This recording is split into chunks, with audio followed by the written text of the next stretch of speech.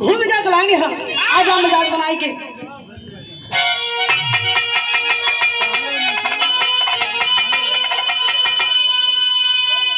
करताल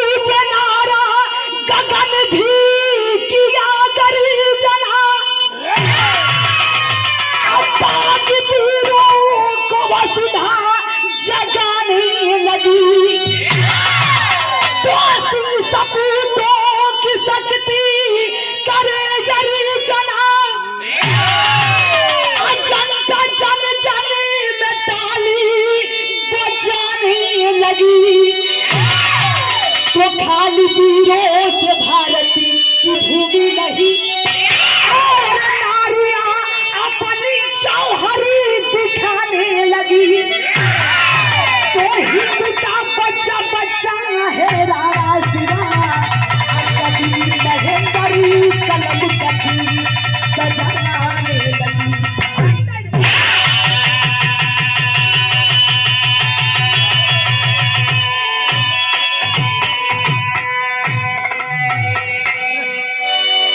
मास्टर दुश्मन के उत्कर्ष को मिटाना आन शान पे कुर्बान हो जाना बड़ा ही सुंदर कवि जी लाइन लिखना भाव में लेकिन देखा कवाली का लाइन है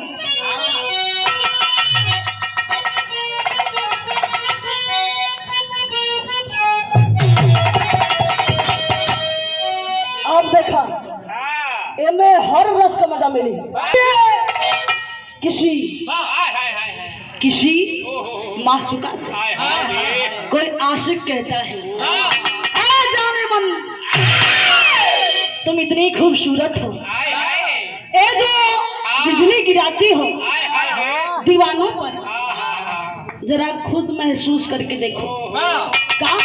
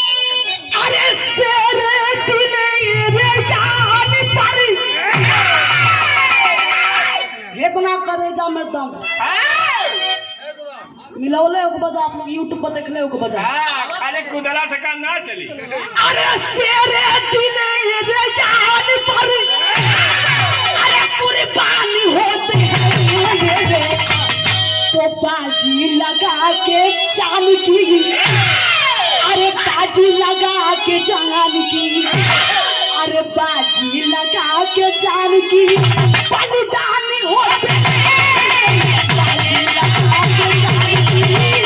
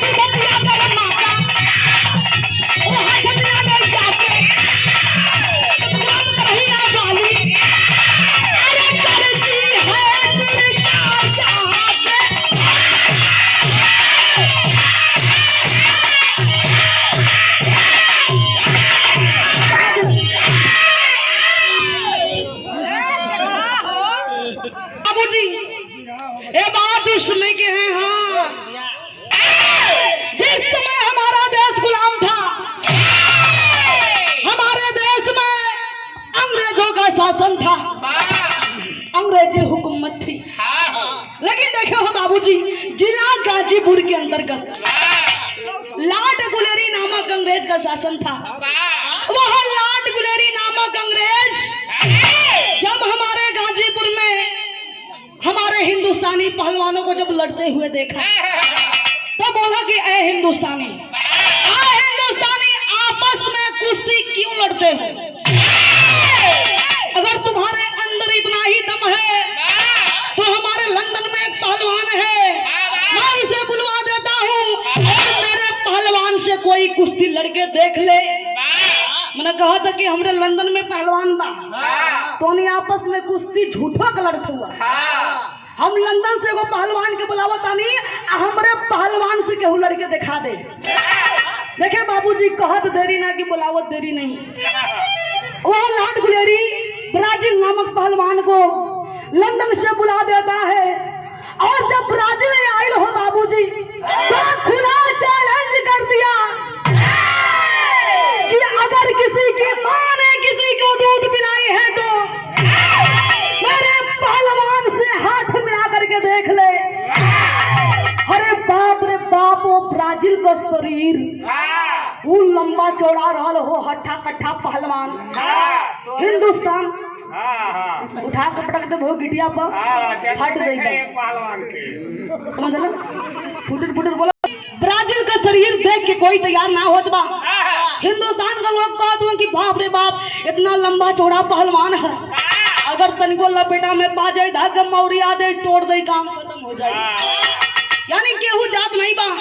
और वह ब्राजील जो है देख रहा है हिंदुस्तान के लोगों को, यानी गाजीपुर में लोगन के देखत बा और लाट गुलेरी से कहता है कि सर देखा जो अंग्रेजी बोलेला वैसे खास करके अंग्रेजवा तने हिंदी चबा चबा के बोले लो। कहता है कि सर मुझे लगता है कि हिंदुस्तान के लोग नामर्द हैं। मैंने वो कहा था कि हिंदुस्तान के लोग नामर्द हैं। इस बात को सुनती है जिला गाजीपुर गांव करहिया की रहने वाली दुर्गा नाम की लड़की खड़ी हो जाती है और आवाज लगाती है कि आई अंग्रेज पहलवान,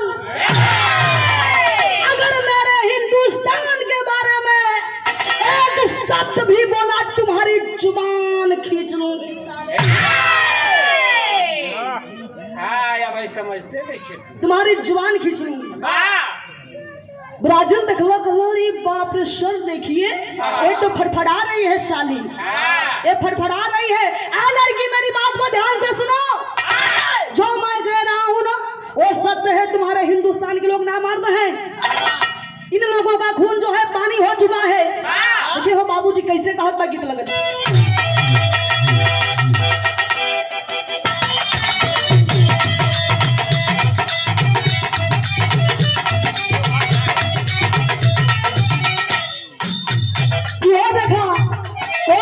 हमने के हिंदुस्तान का रहे वाला लड़का विदेश में चल गई पढ़े बदे, बियाह हो गए ऊपर, लेकिन जब विदेश से घरे आयल बा तो ओकर दुल्हनिया बड़ी खास करके ओकर ध्यान दे हो।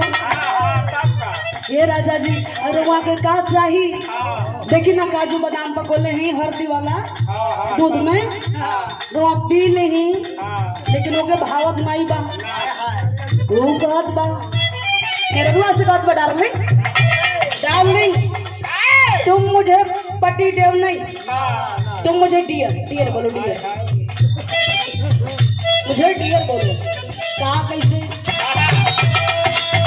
कि हमके राजा न कहो डार्लिंग डियर।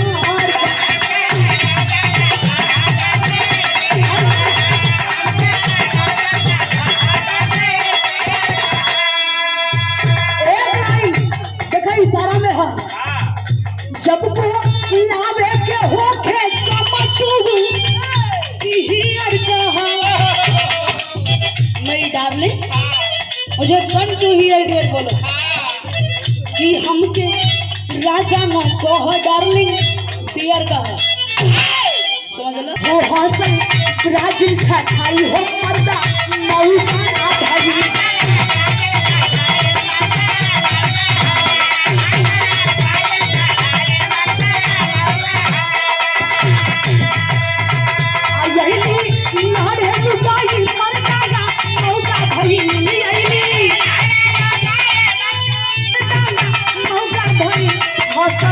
ब्राजील ठकाई हो मर्दा मऊ का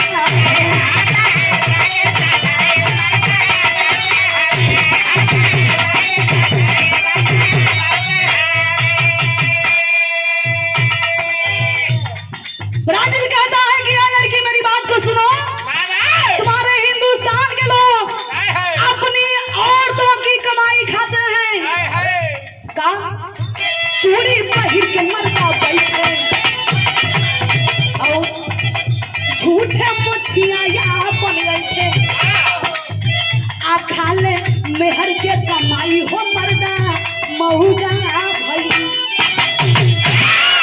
कहता है कि चूड़ी पहिर के मर्दा बैठे झूठे मुठिया या बने थे आ खाले मेहर के कमाई मर्दा मऊगा भाई।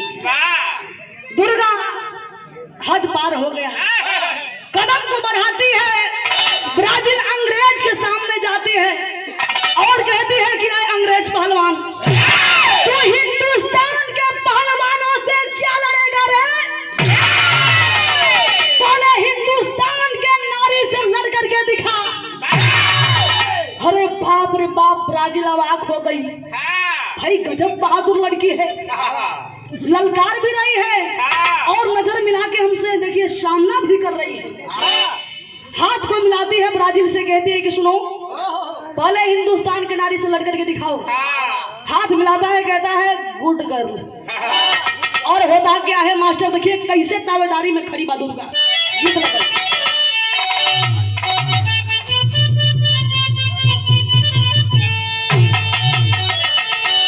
गीत के टार भाव में बड़ा ही बेजोड़ है दम है, मैं कोशिश कर देखा इहे कहत बका कि चढ़ी के अखाड़वा दहड़वा सुनावे। अरे चढ़ी के अखाड़वा दहड़वा सुनावे, बेटी अपना रिया जुया जमा देले जाके गोरा से हटावा मिला देले जाके गोरा से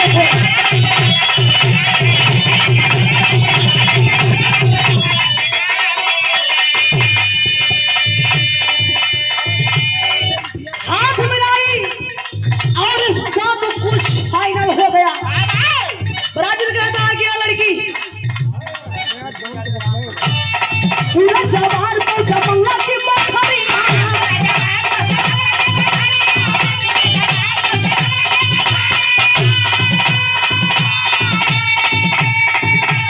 यही सब ही सुनावे ना खबरी।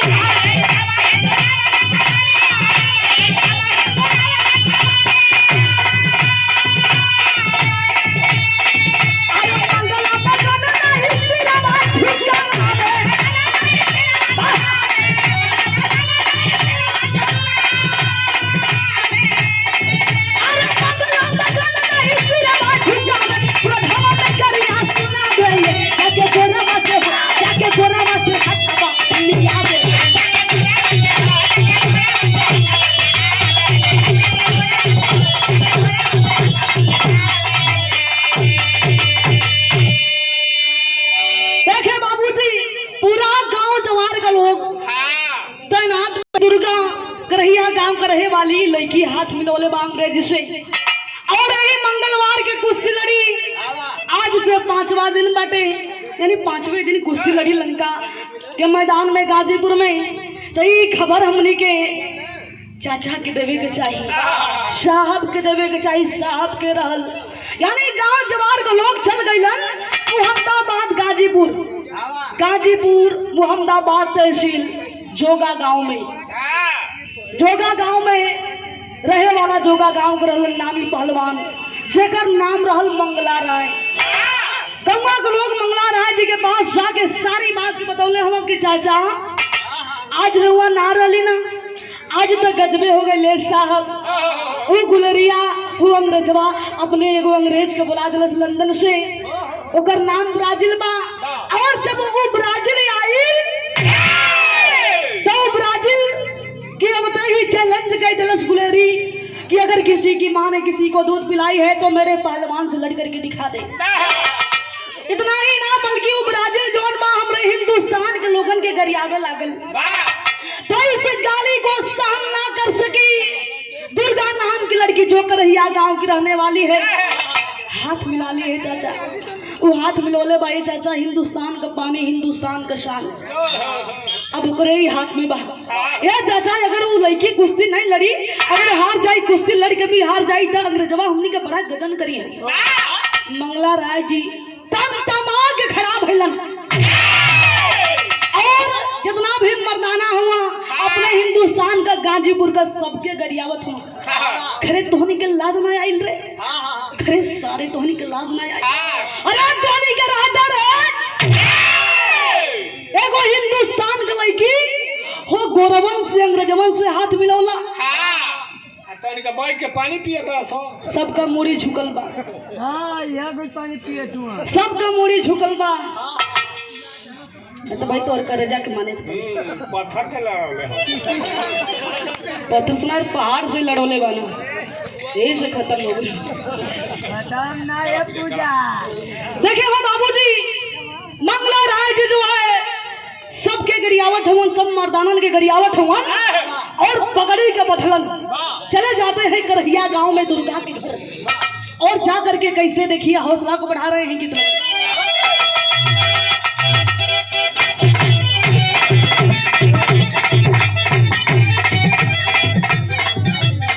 कोनो बुढ़ाऊ दादा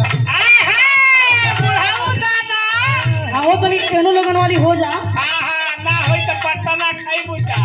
कोनो लड़की के देखला हाय हाय रे बैग टंगले रहल कहना का हो लइकन के बाटे लो। हाय हमारा के देखेलू त डाटेलू। उ का करे हो कैसे पाटा पाटा गोरी कटले 1000 रुपया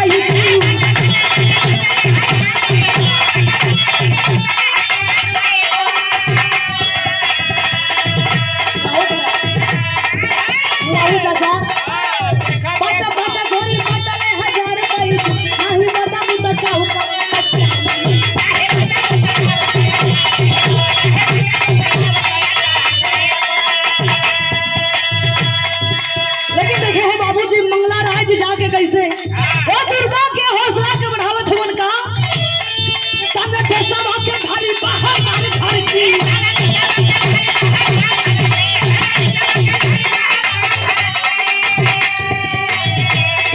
सामने कैसा वाक्य भारी बाहर मारे भारी की नहीं तेरा मन से खाली बाहर मारे भारी की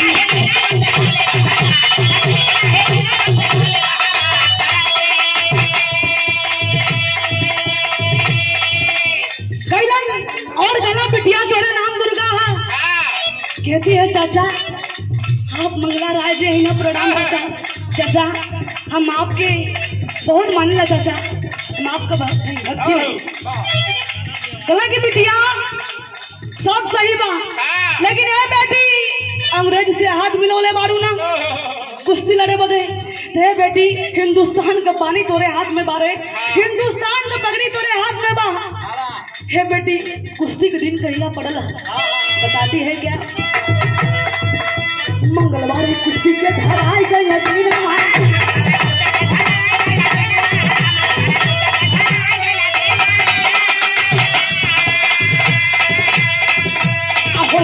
गिना गिना गिनन के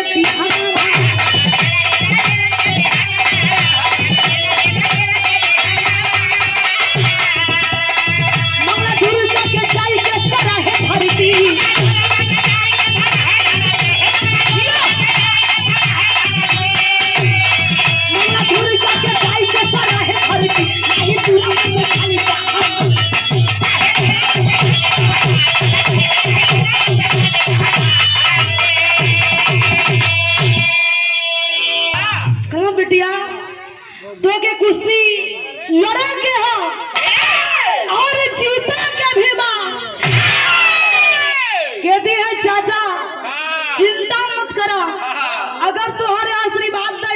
आशीर्वाद रही ना तई दुर्गा जरूर कुश्ती जीती। कहना बिटिया हमारा आशीर्वाद सदैव तोरे साथे बा। कहती है चाचा बस सही प्यार आशीर्वाद बनोले रहा हम कुश्ती जीता। देखिए हम बाबूजी धीरे धीरे एक दिन बीतल, 2 दिन बीतल, 3 दिन बीतल, 4 दिन बीतल, 5वां दिन जब आई बा तो मंगला राय जी आते हैं और कहते हैं कि बिटिया जहाँ भी खोजोगी हे मंगला तुम्हारा चाचा जरूर मिलेगा। चले एक बार खड़ा की ओर और पिठिया के थपथपावत हो बाबूजी, हौसला के बढ़ावत हो कि बेटी तुम शर्मी हो, बहादुर हो और अंग्रेज को उसकी औकात दिखाना है आज। बिटिया तुम चलो। तैयार होती है बात ना देखो उस दिन आ गई बा अखाड़ा की ओर गाजीपुर लंका के मैदान में। हाँ बतिया के मैदान में लेके जात हो दुर्गा के तो कुश्ती जीते के है और उधर से ब्राजील भी तैयारी में है आ रहा है। लेकिन देखा कैसे लेके जात हुआ, हौसला के बढ़ावत हुआ, का कहत हुआ कैसे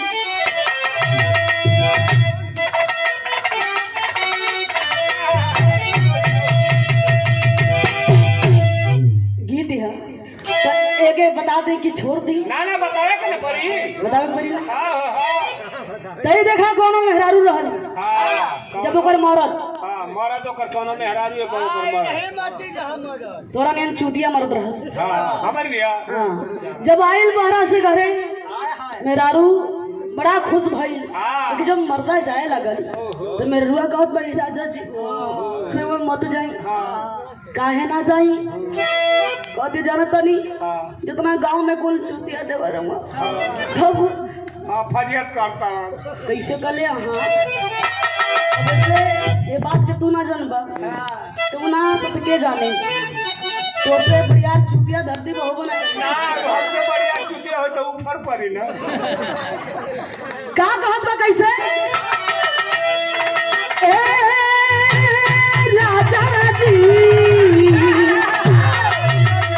ये सही आजी अरे आचारा में दाग लागी अरे आचारा में दाग लागी अलगी कौन लाजना आजनी जदी जला सुना हमरे सजना जनी जदी जला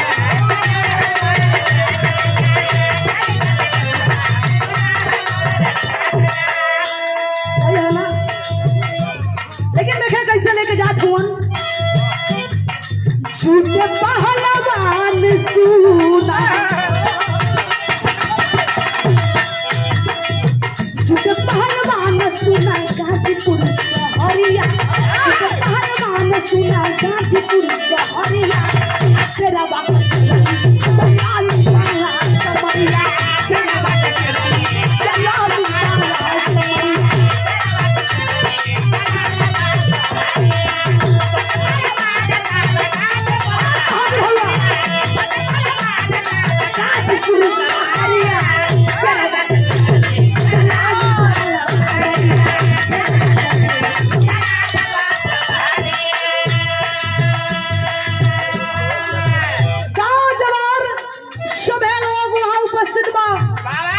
जितना भी लोग आयल हुवन सब है कहत बका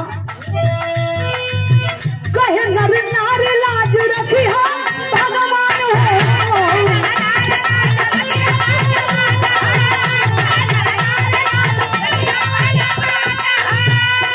अरे फरी के काम करे मंगला पहलवान हो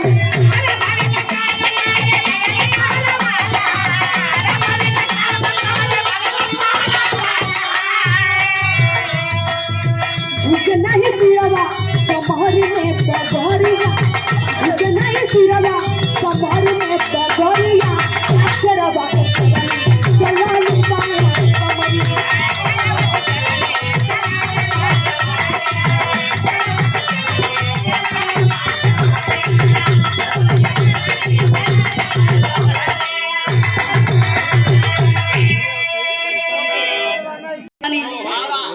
आज लाल हिंदुस्तान का आज लाज ना बची, बड़ी बाउर हो जाई माई। देखे हो बाबूजी, वो ब्राजील आता है और छतिया के फुलावत बाकी आ गई साली, आ गई कुश्ती लड़ेगी साली। आजा, आज तेरी मैं असली औकात दिखाऊंगा तुझे। वो दुर्गा सामने जाती है तो हाथ को मिलाता है कैसे, डरी लाइन।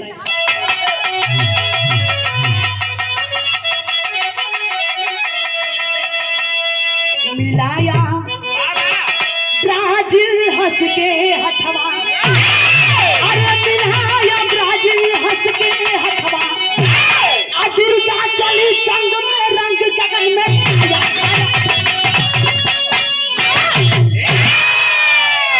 मिलाया ब्राजील हंस के हथवा, दुर्गा चली जंग में रंग गगन में छाया। नहीं टोन मत मिलाओ, कबो कबो कोनो चीज खाटी अच्छा लगा।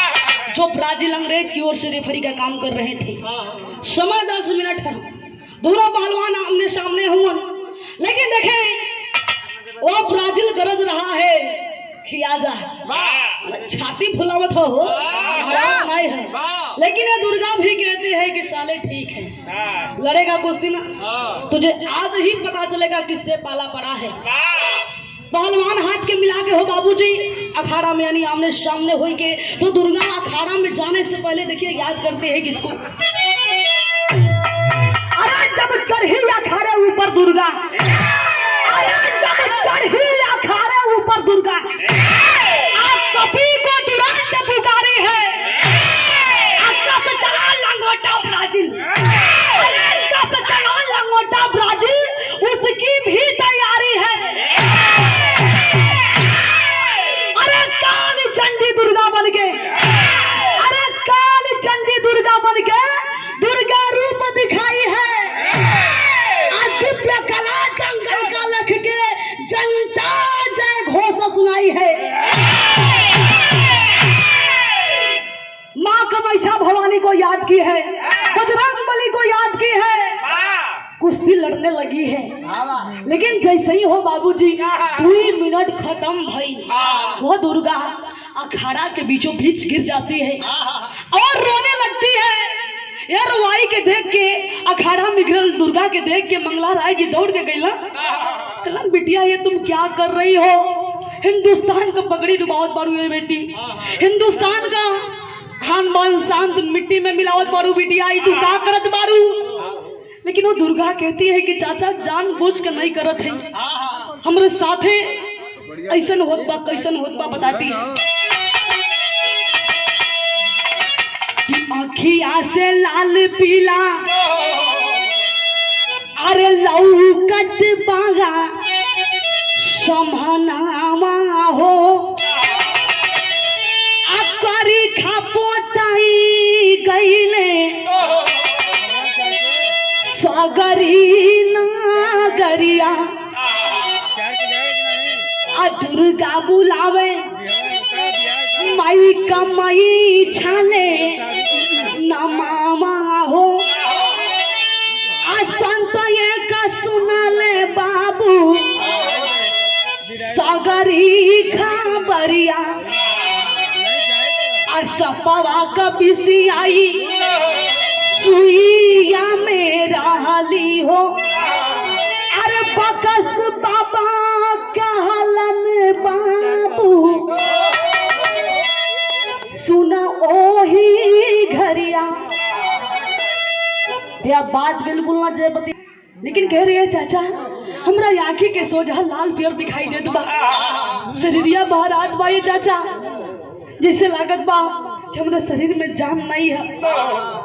कपारे हाथ धई के मंगला राय जी हुई अखाड़ा में बैठल हुआ, अंग्रेजवा हंसत हम, वाह बस देख लिया, बड़ा फड़फड़ा रही थी साली, बड़ा फड़फड़ा रही थी, बस यही तेरी औकात है साली, अपन अपन पर बंज सुनामत हुआ।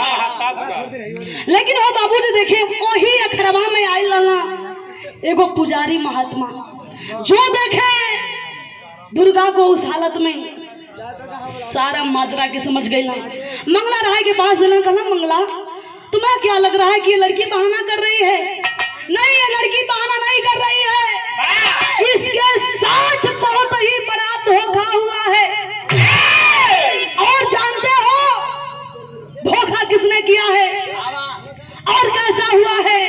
तो सुनो मेरी बात को। ये जो दामोदर तिवारी है जो हमारे हिंदुस्तान का रहने वाला है, पहलवानों को हटाने और छुड़ाने में दुर्गा के पीठ में सर्प का विष का इंजेक्शन धसा दिया, जिसके कारण से दुर्गा अपने आप को संभाल नहीं पा रही है। शरीर में विष फैल गया है।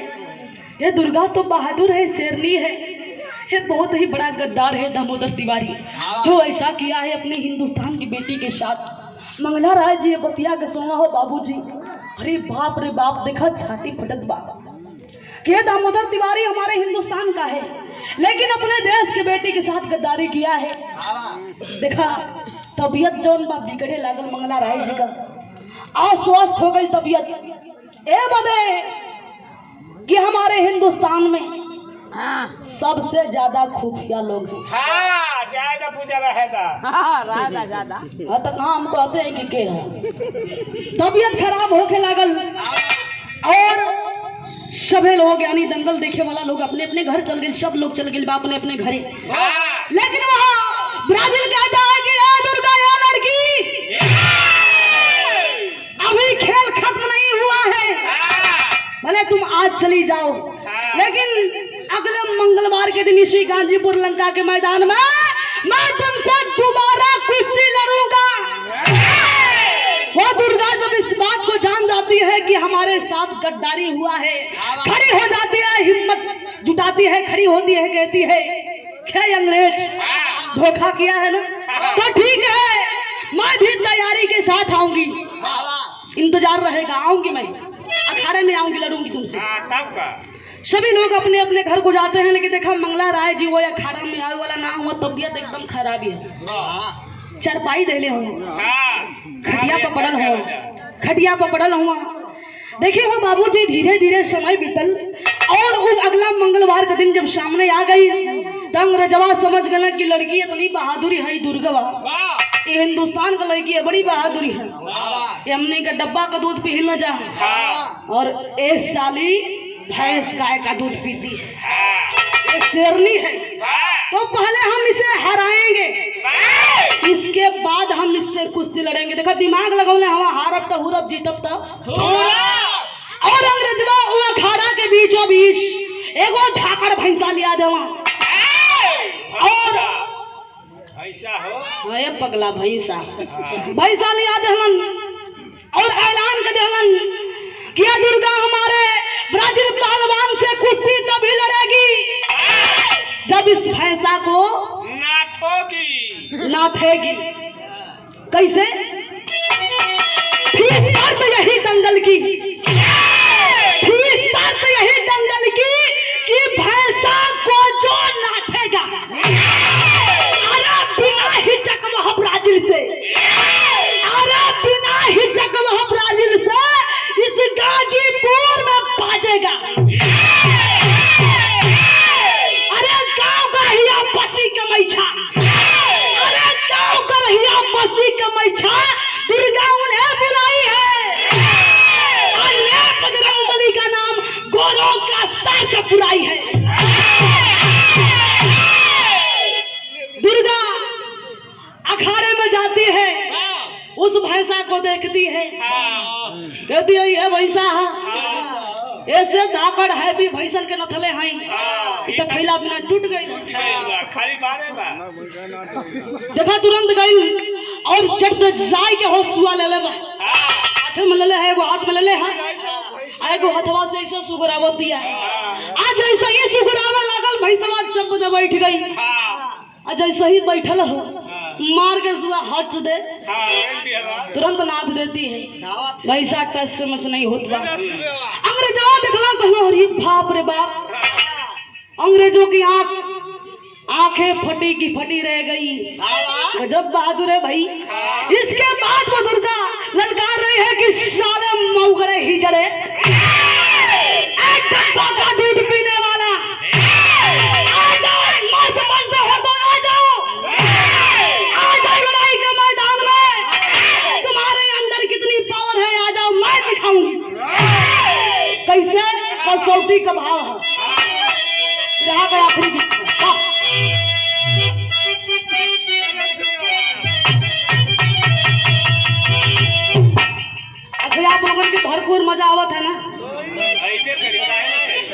बुझात है। अब कैसे अरे लौड़ली अखाड़ा बही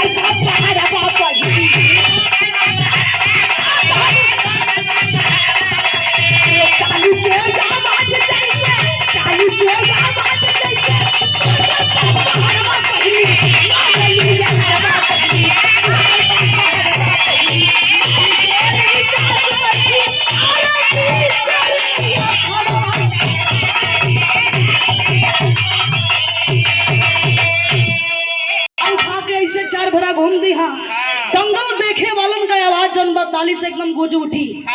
वैसे ही है बाबूजी, दंगल देखने वालों की आवाजें तालियों की कर गया हाथ से गूंज उठी है। लोग तालियां बजा रहे हैं, फूल बरसा रहे हैं और लोग काठवन का देखे भाव लाइन है।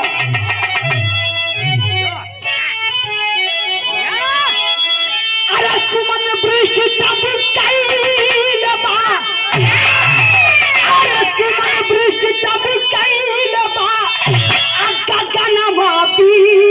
जंगल में अरे धन धन बिटिया दुर्गा जो जन्म पीछे जंगल में।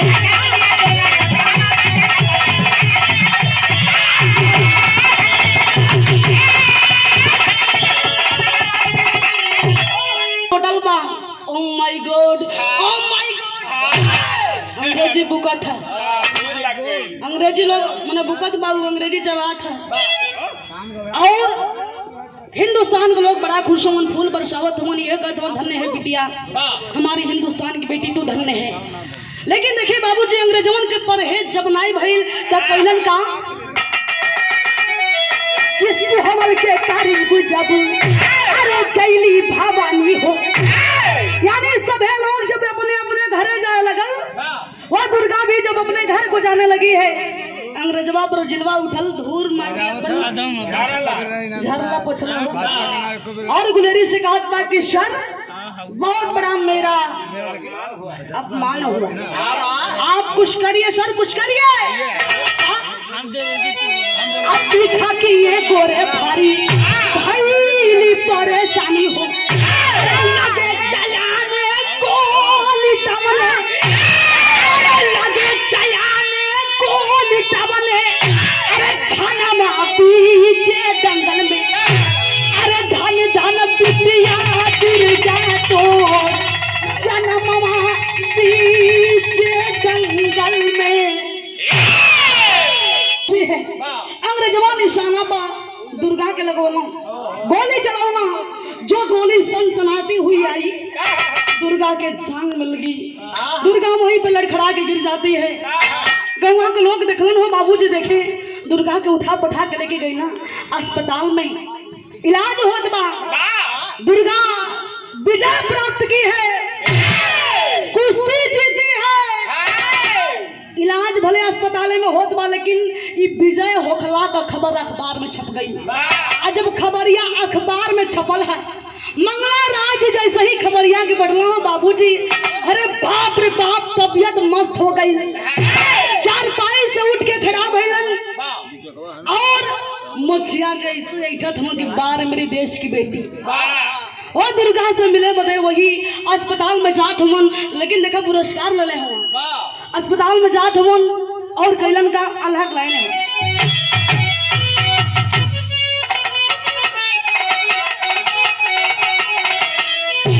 अरे विजय पुरस्कार बाबू मंगला राय दिहले, गाजीपुर के सेरानी, गाजीपुर के सेरानी का होला रे सम्मान।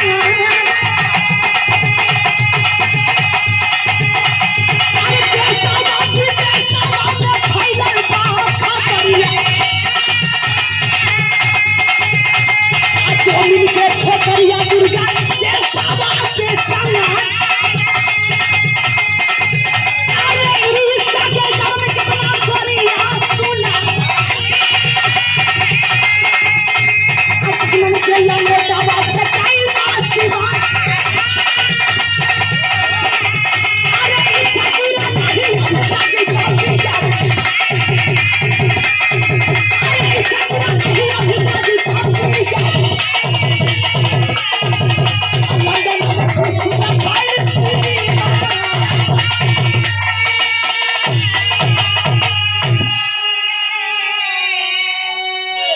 हमारी क्वालिटी है।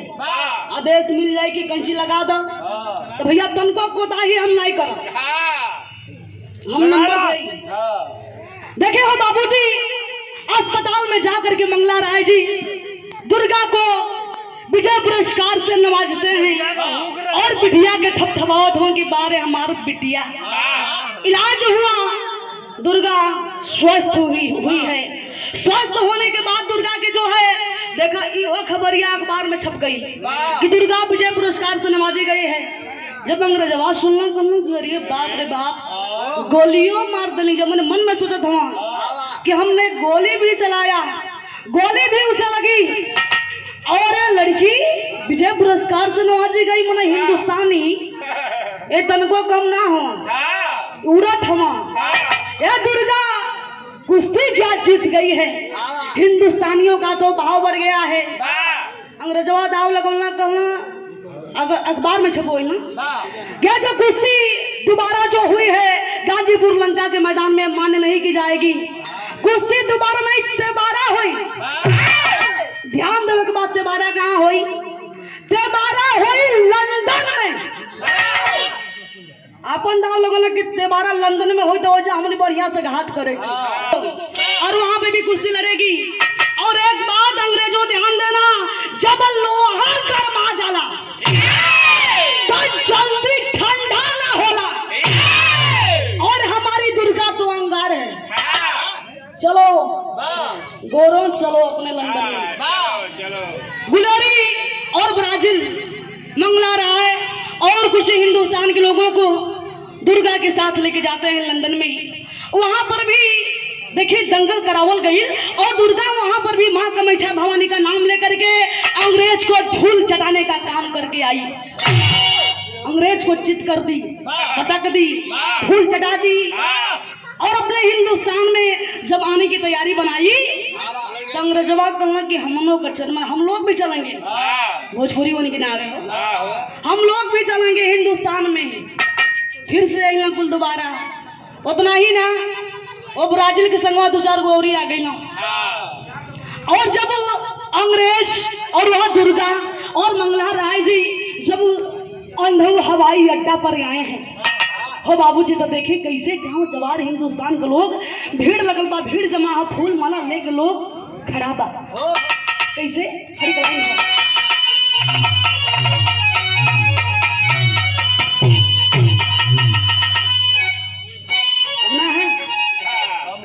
सिंगल करे के पड़े की जाए ना। तो तू हमके कहा जानत हुआ? हां का के देखला तू जतना बढ़ा बाबा तने हम चढ़ा पर जाई। हां का करबो एक मास्टरवा करिया तुरबु चढ़ के अरे हम शेरनी हैं बड़ी भालू भालू यो भी तेज हो जंगली वाह कैसे अरे दुर्गा दुर्गा भैरी चाचा और भैया लोग पर्दा मिला ली हो जा कि हाई करे जा कदम पेवर भैंसी का दूध तनको पानी ना मिलावटी ना वो घर का हो 240 ग्राम खवाया वाला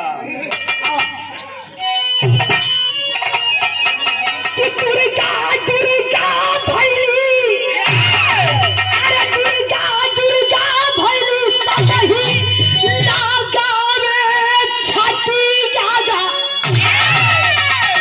गोरे गाजीपुर में कैले हो दोबारा घटिया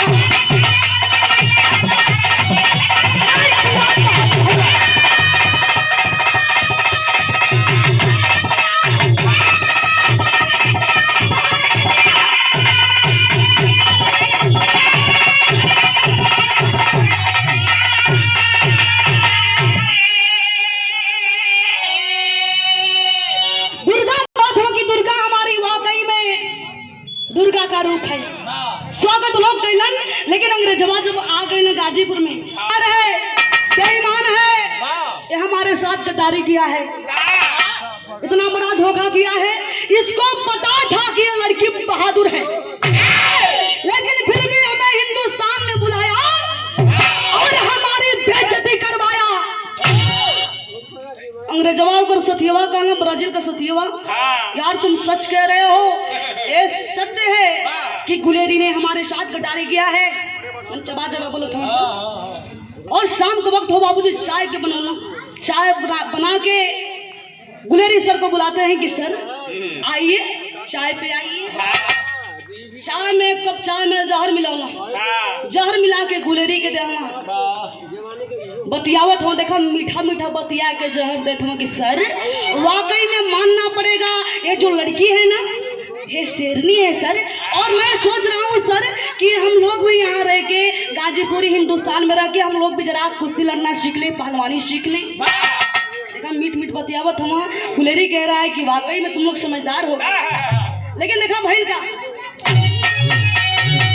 अरे गुलेरी को गोरे सब चाहर दे के मारे अजाई के करहिया के लंका समझा रे तो मंगला पहलवान के हई मंगला पहलवान के हई फाटल बा छठी जागा तो गोरे गाजीपुर में कैले हो दोबारा घटिया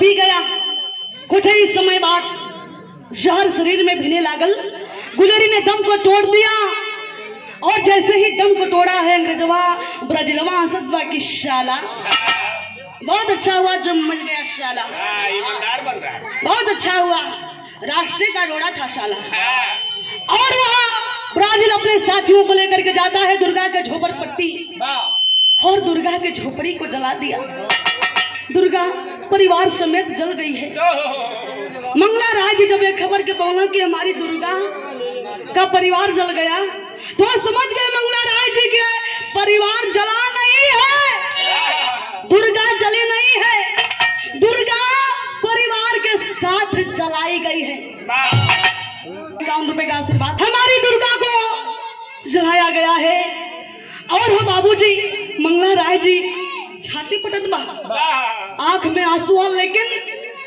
हिम्मत को बढ़ा करके आते हैं और छतिया के ठोक के अंग्रेजों से कहा कि आए अंग्रेजों मेरी बात को ध्यान से सुनना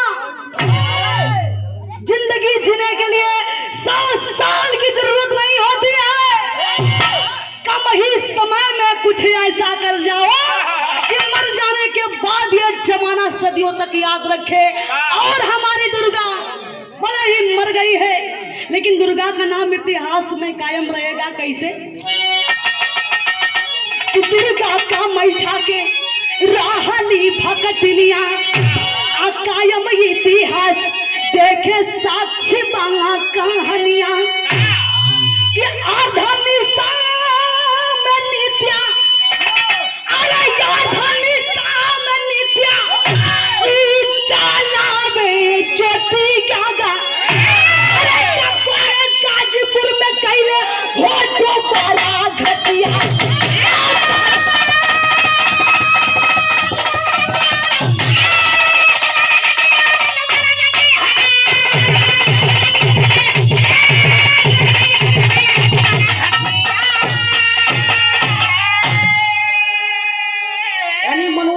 भवानी के दरबार में अर्धनिशा में नित्य दिया जलाती है, तो ऐसा ही होना चाहिए।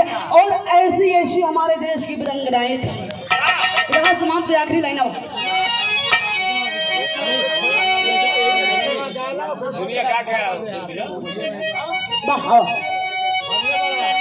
लाइन बाय लाइन कि जय जयकार गुरु जद्दू जी की अजय अमर फुलवारी। अरे गुरु सुन संग मिटावा और धोती है